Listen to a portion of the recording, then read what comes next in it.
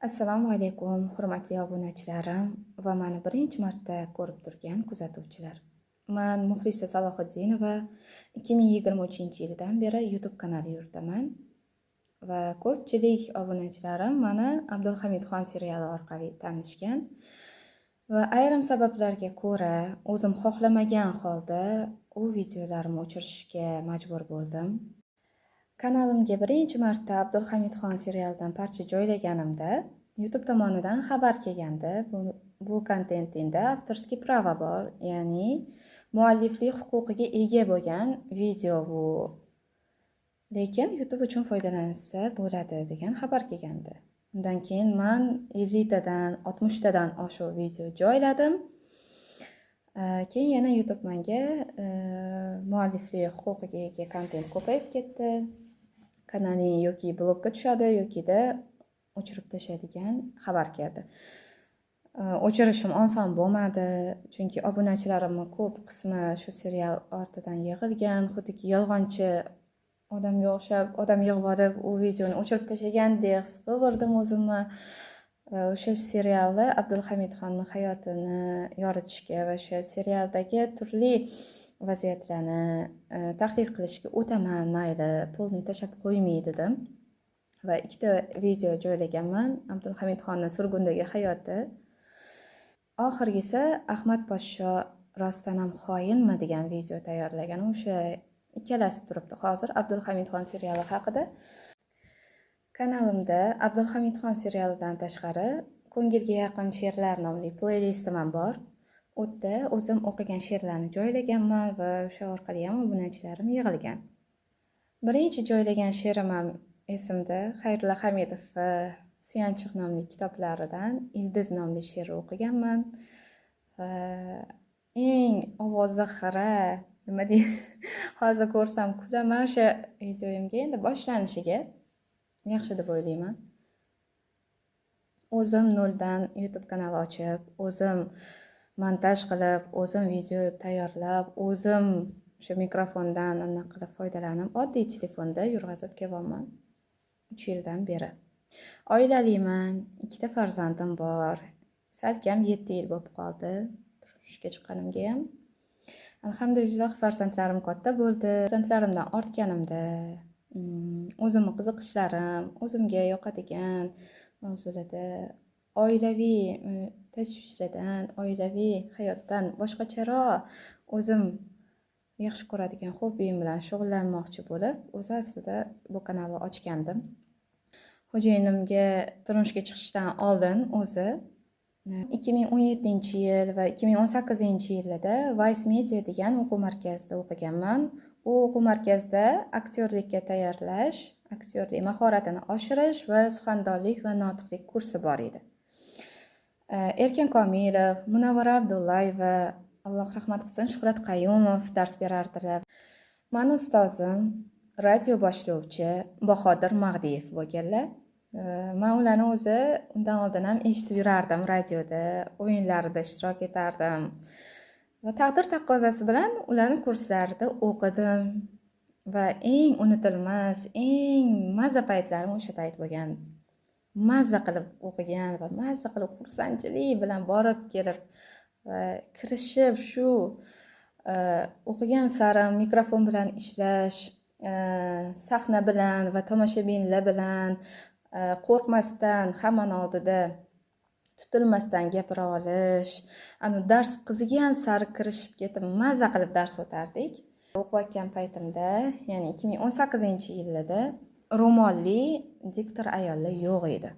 Televideniyada ro'mol umuman mumkin emas edi. Hattoki o'sha tasvirga olayotgan videosida ro'molli ayol qatnashishi mumkin emas edi. Ro'mol o'ragan qiz bo'lish kerak emas edi. Bir kuni Vice Mediada Sumali bayrami tashkillashtirilgan. 7-aprel edi. Kuni ham esimda ekan.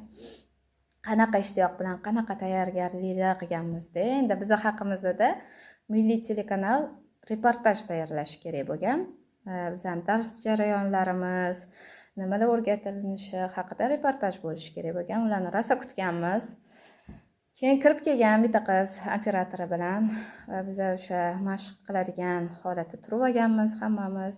Endi qiz bola o'g'il bola aralash, lekin yarim oy shaklida bo'lsa ham nima bir-biridan отдельно turardik-da biz. Bahodir Magdiyev ustoz bilan birgalikda dars jarayonini ko'rsatib berishimiz kerak bo'lgan. O'shanda endi nafas sozlash mashqidan boshlaganimizda operator to'xtatgan. Qizga qulog'iga bir nima deb pichirlagan.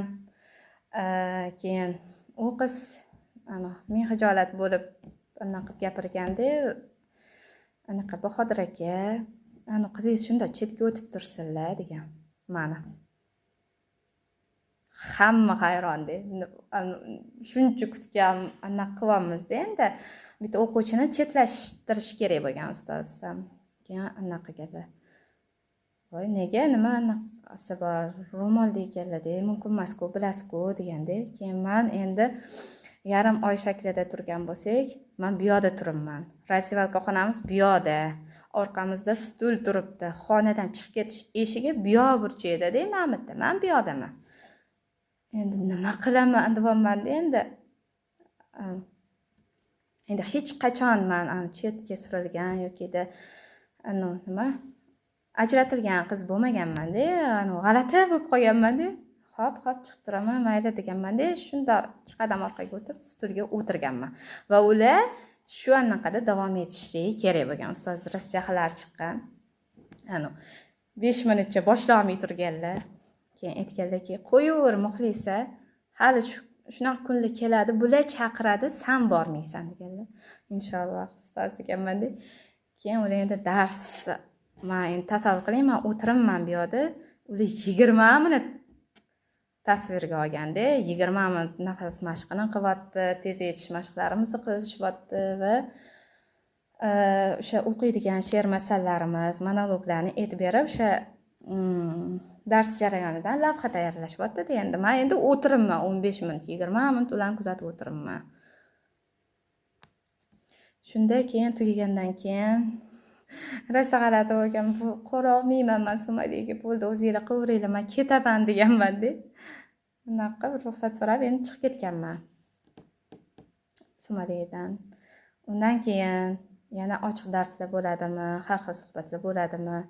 Hamma hayron qarayirdi-da menga. Voy, siz nima qilyapsiz bu yerda? Voy, siz ham shu yerda o'qiysizmi? Voy, kimda o'qiysiz? Ruxsat berishar ekanmi? Yo'q, shunaqa g'alati savollar bo'lardi, ro'molda bo'lganim uchun. Endi u payt mumkin emas edi, u payt rivojlanmagandi bunaqa blog yuritishlar. Oddiy odamlar ham, misol diktor yoki-da suxandon bo'lmagan odamlar ham telefon orqali blog yuritishi, menimcha shu karantin paytida boshlandi-yu. 2018-yilda ikkita telekanalda Umar ibn Xattob serialini dublyaj jarayoni ketayotgani haqida reklama ketgan. Ikkita kanalda bir paytning o'zida. Va o'shanda Milliy telekanal уже boshlab qo'ygan, o'sha dublyaj qirollari tomonidan voy shunaqa zo'r ovozlashtirilgan, lekin MyFash telekanalida reklama ketgan, dars ketyapti reklama, lekin hali aniq emas qaysi payt serial boshlanishi.